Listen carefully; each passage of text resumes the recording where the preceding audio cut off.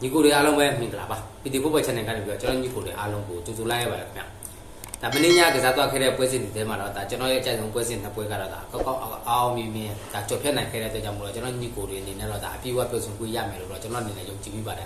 ဒါကြောင့်မို့လဲဒီနေ့ညမှာကစားဖို့ရှိနေတဲ့နိုင်ငံတကာခြေစမ်းပွဲတွေထဲကကျွန်တော်ရဲ့အကြိုက်ဆုံးပွဲစဉ်နှစ်ပွဲကိုထပ်ပြီးတော့ရွေးချယ်မှုပြုလုပ်ပြီးတော့မှာဖြစ်ပါတယ်လက်ရှိမှာလည်းဗျာဒါကမ္ဘာဖလားစတင်ဖို့အတွက်ဒါတပတ်နီးလောက်ပဲကျွန်တော်ရဲ့အခြေအနေမျိုးမှာတော့ဒါလက်ရှိကစားနေတဲ့နိုင်ငံတကာခြေစမ်းပွဲတွေမှာတော့ကျွန်တော်ညီကိုတွေအနေနဲ့တော့တတိကြည့်ထားပြီးတော့ကစားပါလို့တော့ကျွန်တော်အနေနဲ့ဒါတိုက်တွန်းလို့ပါတယ်။ဒါကြောင့်မို့လဲဒီနေ့ညမှာကစားဖို့ရှိနေတဲ့ပွဲစဉ်တွေထဲကကျွန်တော်ရဲ့ကြိုက်ဆုံးပွဲစဉ်နှစ်ပွဲကိုဒါစပြီးတော့ဒါရွေးချယ်မှုပြုလုပ်ပြီးတော့မှာဖြစ်ပါတယ်။ Okay ဒါဆိုလို့စလိုက်အောင်ဗျာ။ဒါပထမဆုံးပွဲစဉ်တစ်ပွဲကတော့ဒါဟန်ဂရီတင်းနဲ့ဒါဖင်လန်တင်းတို့ရဲ့ပွဲစဉ်မှာဆိုလို့ရှိရင်တော့ဒါဟန်ဂရီရဲ့ဒါပုစကတ်အရီနာမှာကစားမဲ့တဲ့ကြောင့်မို့လို့ဟန်ဂရီတော့ကတော့ဒါအိမ်ဝင်အားတာချက်စစ်တယ်လို့ပြောပါမယ်ဗျာ။လက်ရှိမှာလည်းဒါကမ္ဘာအစီအရာကြည့်မှဆိုလို့ရှိရင်တော့ဟန်ဂရီကတော့ဒါ42မှာရှိနေပြီးတော့တစ်ဖက်ကဖင်လန်တင်းကတော့ဒါကမ္ဘာအစီ83မှာရှိနေတဲ့အတင်းနေတာထက်တက်ပြဆုံးမှုမှာဆိုလို့ရှိရင်တော့ဒါအင်္ဂလိပ်တင်းမှာဆိုလို့ရှိရင်ကျွန်တော်သိတာတော့ဗျာအထူးသဖြင့်တော့ဒါနာမည်ကြီးကစားသမားဆိုလို့ဒါသုံးလိုက်စုဖို့စလိုက်ဥဆောင်တဲ့ဒါဟန်ဂလီတင်းမှာဆိုလို့ရှိရင်တော့ဒါခံစစ်မှာဆိုလို့ရှိရင်တော့လည်းပြီးတော့ကတ်လို့ပါ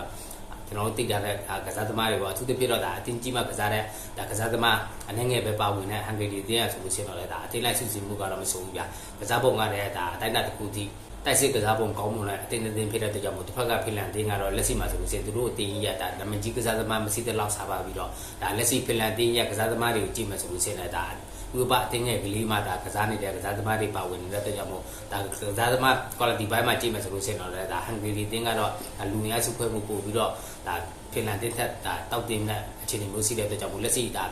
ါအိမ်ဝင်းမှာကစားရမယ်ဟန်ဂရီတင်းကတော့ဒီပွဲစဉ်မှာဆိုလို့ရှိရင်အကျော်ပြီးမှုရကြည့်မယ်ဆိုလို့ရှိရင်တော့လည်းဒါတစ်လုံးဝင်ဒါပြား20စားဆိုတဲ့အကျော်ပြီးမှုပြကြပြီးတော့ကိုပေါင်းကြီးကတော့နှလုံးဝင်ဒါပြား90ဆုံးဆိုတဲ့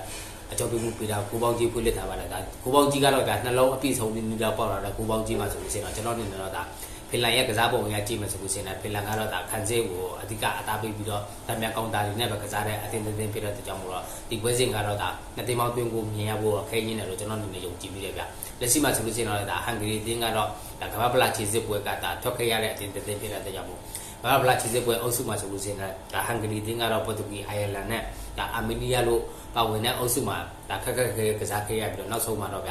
ျဒီဟန်ဂရီကိုအတင်းရဆိုလို့ရှိရင်ဒီအိုင်ယာလန်တင်းကို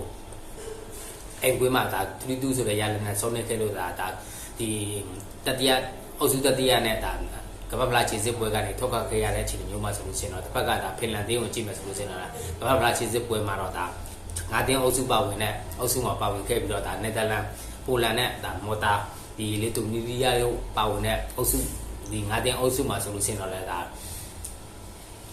စစ်ပွဲကစားပြီးတော့3ပွဲနိုင်တဲ့ပွဲတည်ရင်လည်းဒါ4ပွဲဆုံးခဲ့ပြီးတော့တွင်းကိုအနေနဲ့တော့19တာရခဲ့ပြီးတော့ပေကို14ကိုဒီခွင့်ပြုထားရတဲ့အတွက်ကြောင့်ပြီးတော့ဒါဒီ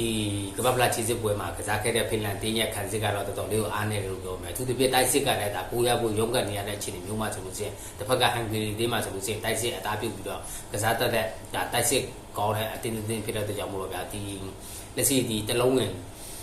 ကျန်တဲ့စားဆိုတဲ့ကြော်ပြီးမှုရဆိုလို့ရှိရင်တော့ကျွန်တော်အနေနဲ့ဟန်ဂရီပေါ်တူကိုအကြိုက်တွေ့ပြီးတော့ကိုပေါင်းကြီးတာနှလုံးအပြည့်ဆုံးဆိုတဲ့ဒါကိုပေါင်းကြီးနီးနီးတော့ပေါက်ထားတဲ့ကိုပေါင်းကြီးပါဆိုလို့ရှိရင်လည်းဒါနှစ်သိန်းပေါင်းတွင်းကိုဒါမြင်ရဖို့ခဲရင်းနေဗျာအထူးသဖြင့်တော့ဒါဟန်ဂရီရဲ့တိုက်စစ်ကိုဒါတပွဲလုံးအတိုက်တာအနေနဲ့ဒါဖင်လန်တင်းကခံစစ်ပိတ်ပြီးတော့ကစားလာမယ့်အခြေအနေမျိုးမှာနိုဘလော့နဲ့ကစားလာမယ့်ဒါဖင်လန်တင်းရဲ့ကစားပုံကြောင့်ပဲဒါနှစ်သိန်းပေါင်းတွင်းကိုကတော့ဒါအနည်းဆုံးဒါ10 20လောက်တော့ပဲတွားမယ်ပွဲစဉ်တစ်ပွဲတော့ကျွန်တော်အနေနဲ့ယုံကြည်မိတယ်ဗျာဒါကြောင့်မို့လို့ဒီပွဲစဉ်မှာတော့ဒါအင်္ဂလိပ်ဘော်ဒီနဲ့ကိုအောက်ကိုကျွန်တော်အနေနဲ့တွဲပြီးတော့ရွေးချယ်ပြလိုက်ရပါတယ်ဒါနောက်ထပ်ပွဲစဉ်တစ်ပွဲကတော့ဒီကနေဒါအတင်းနဲ့အိုင်ယာလန်တင်းတို့ရဲ့ပွဲစဉ်မှာဆိုလို့ရှိရင်တော့ဒါကနေဒါရဲ့အိမ်ပွဲမှာကစားမှာဖြစ်ပါတယ်လက်ရှိမှာဆိုလို့ရှိရင်တော့ဒါအိုင်ယာလန်တင်းကတော့ဒါကမ္ဘာဖလားခြေစစ်မှာဆိုလို့ရှိရင်ဒါအုပ်စုဒုတိယရခဲ့ပြီးတော့နောက်ဆုံးဒီ play off မှာဆိုလို့ရှိရင်တော့ဒါချက်လ်ဘာဝေးအတင်းကိုဒါဒီတူနဲ့တီကြပြီးတော့ဒါပနတီဆုံးဖြတ်မှာဆိုလို့ရှိရင်တော့ဒါချက်တင်ကဒါနောက်စိတ်တက်သွားတဲ့အခြေအနေမျိုးကြောင့်ပဲကမ္ဘာဖလားခြေစစ်ပွဲကနေပြီးတော့ဒါထောက်ခဲ့ရတဲ့အိုင်ယာလန်အတင်းနေတော့ဒါသူတို့ရဲ့ကစားပုံကတော့မဆိုးကြအတင်းလိုက်စုစုမှုလည်းကောင်းပြီးတော့ဒါတိုက်စစ်ကလည်းဒါမြန်မြန်ဆန်ဆန်ဂိုးသွင်းတတ်တဲ့အတင်းတွေဖြစ်တဲ့ကြောင့်မို့တစ်ဖက်ကဒီအိမ်ဝင်းကစားရမယ့်ကနေဒါအတင်းကတော့လက်ရှိမှာဆိုလို့ရှိရင်ကမ္ဘာအစီရည်တည်မှုရဆိုလို့ရှိရင်တော့အစီဒါကမ္ဘာအစီ30မှာရှိနေပြီးတော့တစ်ဖက်ကဒီအိုင်ယာလန်တင်းကတော့ကမ္ဘာအစီဒါ59မှာရှိနေတဲ့ဒီနှစ်တင်းထက်တဲ့ဆုပ်မှုမှာဆိုလို့ရှိရင်တော့ဒါ ဒီကနေဒါအတင်းကတော့ဒါအိမ်ဝင်ဖြစ်တဲ့အတွက်ကြောင့်မို့အကျော်ပေးမှုရကြည့်မယ်ဆိုလို့စင်တော့ဒါတလုံးတည်ဆိုတော့အကျော်ပေးမှုပေးတာပြီးတော့ကိုပေါင်းကြီးကတော့နှလုံးဝင်ဒါပြကွက်နဲ့10ဆုံးဆိုတဲ့ဒါကိုပေါင်းကြီးကိုခွင့်လက်ထားပါလားလက်ရှိကနေဒါအတင်းကတော့တော်တော်လေးကိုဒါခြေသွမ်းပိုက်တည်ငြိမ်နေတဲ့အတင်းလို့ပြောရမှာဗျဒီနောက်ဆုံးကစားခဲ့တဲ့ဒါပြပွဲစုံ5ပွဲမှာလည်းဒါရက်လက်ကောင်းထားပြီးတော့ဒါ3ပွဲနိုင်ပြီး2ပွဲတည်ကြရတာတစ်ဖက်ကဒီအိုင်လန်တင်းကလည်းဒီနောက်ဆုံးကစားခဲ့တဲ့ဒါပြပွဲစုံ5ပွဲမှာဆိုလို့ရှိရင်3ပွဲနိုင်ပြီးတော့2ပွဲတည်ကြထားတဲ့အတွက်ကြောင့်မို့ဒါနှစ်တင်းလုံးရဲ့ခြေသွမ်းပိုက်ကတည်ငြိမ်နေလို့ပြောရမှာဗျတစ်ဖက်ကအိုင်လန်တင်းကတော့ဒါကမ္ဘာဖလားခြေစစ်ပွဲမှာဆိုလို့ရှိရင်ဒီတည်ငြိမ်နဲ့ဖက်တန်းလာပြီးတော့မှသူတို့ကဒီကမ္ဘာဖလားခြေစစ်ပွဲအုပ်စုမှာဆိုလို့ရှိရင်တကယ်ကိုဒါအင်အားကြီးတဲ့ဒါပေါ်တူဂီဟန်ဂရီအာမေးနီးယားလို့ပါဝင်တဲ့အုပ်စုမှာဆိုလို့ရှိရင်အုပ်စုဒုတိယရခဲ့ပြီးတော့နောက်ဆုံး play-off မှာဆိုလို့ရှိရင်ချက်လ်ဘရာပီကိုဒါဆုံးနေခဲ့လို့ဒါဒီကမ္ဘာဖလားခြေစစ်ပွဲကနေထောက်ခေခဲ့ရတဲ့အခြေအနေမျိုးမှာဆိုလို့ရှိရင်တစ်ဖက်ကဒီကမ္ဘာဖလားပြပွဲမှာဆိုလို့ရှိရင်တော့ဒါအိမ်စင်3တင်းထဲမှာပါဝင်ပြီးတော့ဒါကနေဒါတင်းကတော့ဒါကမ္ဘာဖလားအိမ်စင်တင်းဖြစ်တဲ့အတွက်ကြောင့်မို့တော့ဒါအော်တိုဒါကမ္ဘာဖလားခြေစစ်ပွဲကိုအောင်မြင်ထားတဲ့အတင်းဖြစ်တဲ့အတွက်ကြောင့်မို့လက်ရှိမှာဆိုလို့ရှိရင်ကနေဒါတင်းကလည်းဒီနောက်ပိုင်းပွဲစဉ်တွေမှာဒါခြေသွမ်းမိုက်တည်ငြိမ်ပြီးတော့သူတို့တိုက်စစ်ကလည်းဒါအတိုင်းနဲ့တစ်ခုတည်းဒါအလုပ်ဖြစ်နေတဲ့အခြေအနေမျိုးမှာဆိုလို့ရှိရင်လက်ရှိကျွန်တော်တို့သိတာတော့ဗျဒီကနေဒါတင်းမှာဆိုလို့ရှိရင်တော့လည်းအထူးသဖြင့်တော့ဒီဂျူဗင်တက်ပါကစားနေတဲ့သူတို့ရဲ့ဒီတိုက်စစ်မှုဒါဂျွန်နသန်ဒီဘက်တို့ဒါပြင်ဒီဘိုင်မီနီရဲ့ဒါညတောင်မှာကစားနေတဲ့အမ်ဖဆူဒီဘက်တို့ဒါဒီကစားသမားတွေကိုပဲကျွန်တော်တို့တွေဒါပြေးတက်နေနဲ့ဒါရင်းနှီးထားတဲ့ကစားသမားတွေဖြစ်ပြီးတော့ဒါအထူးသဖြင့်တော့ဗျာဒီဥပအတင်းကြီးတွေမှာကစားထားတဲ့အတင်းကစားသမားတော်တော်များများပါဝင်နေတဲ့ကနေဒါအတင်းမှာဆိုလို့ရှိရင်တော့ဒါတစ်ဖက်ကအိုင်ယာလန်အတင်းကိုကြည့်မယ်ဆိုလို့ရှိရင်ဗျာအိုင်ယာလန်အတင်းကတော့ဒါသူတို့ရဲ့ကစားသမားစုခွဲမှာဆိုလို့ရှိရင်တော့ဒါဒီဥပအတင်းကြီးမှာကစားသမားတော်တော်နေပြီးတော့အထူးသဖြင့်တော့ဒါအင်္ဂလန်ပရီးမီးယားလိအခြေဆိုင်ကစားသမားတွေပါဝင်နေတဲ့အခြေအနေမျိုးကြောင့်ဒါကစားပုံကတော့ဒါအတင်းလိုက်စုစည်းမှုနဲ့မမတတန်ကစားတတ်တဲ့အခြေအနေမျိုးမှာတိုက်စစ်ကိုလည်းအဓိကဥဒါဥတီပြီးတော့ကစားတတ်တဲ့အခြေအနေမျိုးကြောင့်ဆိုလို့ရှိရင်ဒီပွဲစဉ်ကတော့ဗျာဒါကနေဒါရဲ့အိမ်ဝင်းဖြစ်ပါစေအောင်လက်ရှိကနေဒါအတင်းကတော့ဗျာဒါကမ္ဘာဖလားအုပ်စုမှာဆိုလို့ရှိရင်ဒါသူတို့ရဲ့အုပ်စုမှာဆိုလို့ရှိရင်ဒါ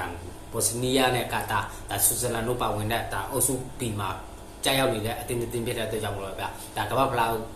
မကြခင်ကျင်းပတော့မဲ့ကမ္ဘာဖလားအိမ်စင်အတင်းအနေနဲ့တော့ဒါသူတို့ရဲ့ဒီအဓိကကစားသမားတွေတရားမရအောင်ပဲဒီပွဲစဉ်မှာဒါဒီအဓိကတရားမရအောင်ဆောင်ပြီးတော့ကစားရမယ့်အခြေအနေမျိုးမှာဆိုလို့ရှိရင်တစ်ဖက်ကအိုင်ယာလန်အတင်းကတော့ဒါဒီခြေစမ်းပွဲတစ်ပွဲနဲ့အညီဒါတိုက်စစ်ကိုအသားပြုတ်ပြီးတော့ကစားမယ့်အခြေအနေမျိုးမှာဆိုလို့ရှိရင်လက်ရှိဒါ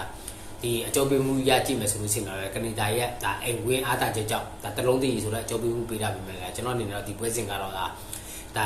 အိုင်ယာလန်အတင်းနေနဲ့တော့ဒါဆုံးနေခဲ့ရင်တော့မှဒါကိုပြက်ဆုံးနေမှုမရှိတဲ့အခြေအနေမျိုးကြောင့်ဒါအိုင်ယာလန်ကိုပဲကျွန်တော်အနေနဲ့အကြိုက်တွေ့ပြီးတော့ကိုပေါင်းကြီးနှလုံး80ဆုံးဆိုတဲ့ကိုပေါင်းကြီးရကြည့်မယ်ဆိုလို့ရှိရင်ဒါ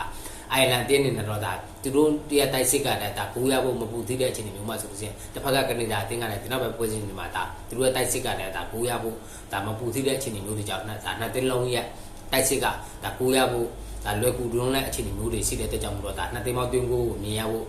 ဒါတေချာနေတဲ့ပွဲစဉ်တွေပွဲတော့ကျွန်တော်အနေနဲ့ယုံကြည်ပြီးပါတယ်ဒါကြောင့်မို့ဒီပွဲစဉ်ကတော့နှလုံးဝင်ဒါ80ဆုံးဆိုတဲ့ဒါပူပေါင်းကြီးရဆိုလို့ရှိရင်နှစ်သိန်းပေါင်းတွင်းကိုများဖို့ပဲရှိပါတယ်ဒါကြောင့်မို့ဒီပွဲစဉ်ကိုတော့ကျွန်တော်အနေနဲ့တော့ဒါအိုင်ယာလန်ဘော်ဒီနဲ့ကိုပေါ့ကိုတွဲပြီးတော့ရွေးချယ်ပေးလိုက်ရပါတယ်ဒီရွေးချယ်မှုတွေကတော့ကျွန်တော်တူတဲ့တယောက်တည်းမြင်ရရွေးချယ်မှုဖြစ်တဲ့အတွက်ကြောင့်မို့ညီကိုတို့ကြိုက်သူမှသာလိုက်ပြီးတော့ဆောက်ကြအားလုံးပဲတော့ပါကျွန်တော် channel ကို subscribe လုပ်တယ် subscribe လုပ်ပြီးတော့အားပေးကြပါအောင်လို့တောင်းဆိုပါတယ်ကျွန်တော်ညီကိုတွေအားလုံးပဲဆက်ဆက်ရရအထူး view စိုက်ကြပါခင်ဗျာ